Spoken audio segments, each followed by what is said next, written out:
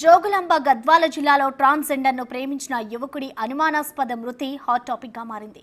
Transgender పల్లవి alias రవిని రహస్యంగా వివాహం చేసుకున్న నవీన్ ఈ నెల 4వ తేదీన ఆసుపత్రిలో చేరాడు. అయితే పురుగుల మందు తాగి అస్వస్థతకు గురి అవ్వడంతో ఆసుపత్రికి చేరినట్టు ఒక వాదన వినిపిస్తుండగా, కడుపు నొప్పితో బాధపడుతూ ఉండగా పల్లవి నవీన్ను ఆసుపత్రికి తీసుకొచ్చినట్టుగా మరో వాదన వినిపిస్తోంది.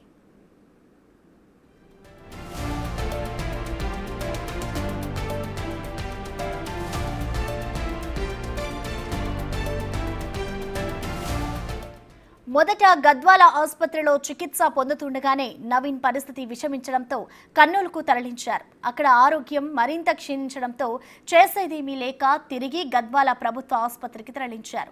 మెరుగైన వైద్యం అందించినా ఆరోగ్యం మెరుగుపడకపోవడంతో ఈ నెల 6వ తేదీన నవీన్ మృతి చెందాడు. అయితే నవీన్ది ఆత్మహత్య, హత్య లేదా సహజ మరణమా అనే ప్రశ్నలు తలెత్తుతున్నాయి.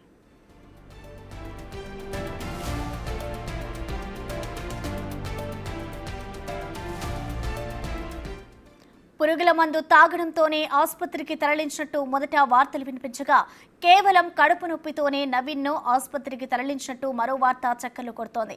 కాగా నవీన్ బాడీపై కాల్చిన వస్తువుతో చేసిన గాయాలు ఉన్నాయని, నవీన్ బాడీ సున్నిత ప్రదేశాలపై కూడా తీవ్ర గాయాలు ఉన్నట్లుగా గుర్తించిన తల్లి పోలీసులకు ఫిర్యాదు చేసింది.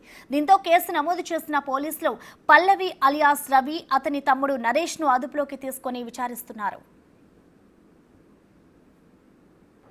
నవీన్ అనే వ్యక్తి, చింతలపేటకు చెందిన నవీన్ అనే వ్యక్తి కడుపు నొప్పి లేసి అనంత హాస్పిటల్లో చూయించుకొని ఇంటికి వెళ్ళగా మళ్ళా తిరిగి నరేష్ అనే వ్యక్తి తీసుకొని వెళ్ళడం జరిగింది.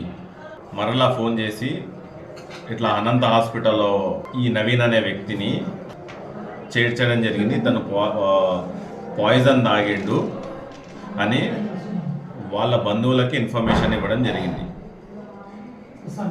వాళ్ళ బంధువులు అంటే వాళ్ళ తల్లి కానీ మరియు వాళ్ళ బామ్మాడిది వీళ్ళందరూ కలిసి గద్వాల ప్రభుత్వ ఆసుపత్రికి షిఫ్ట్ చేసి